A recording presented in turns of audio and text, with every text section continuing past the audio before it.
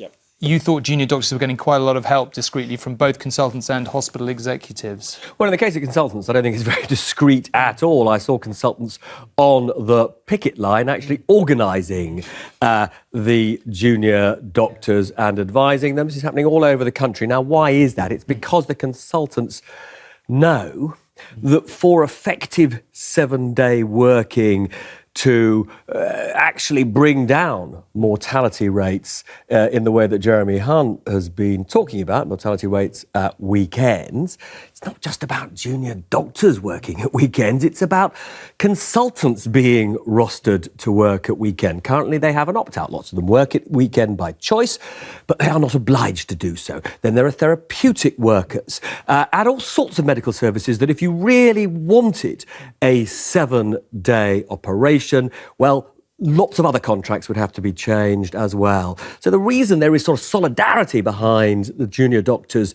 in the health service is because this is the beginning of Jeremy Hunt's reforms and by no means the end of them. OK, the politics around it are very interesting, aren't they? Because, you know, public perception may be on a bit of a knife edge. How do you see it playing out from here?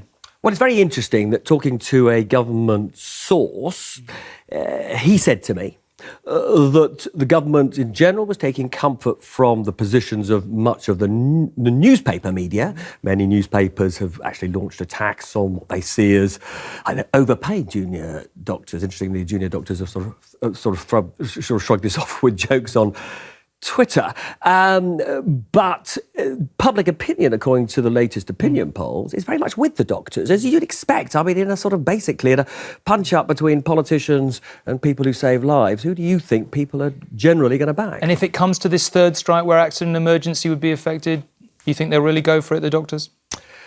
Look, the government, and again, a member of the government said this to me, they are taking advantage of the fact that most people who become junior doctors are super bright, but they've chosen not to go into the city. They have chosen not to go out and make money.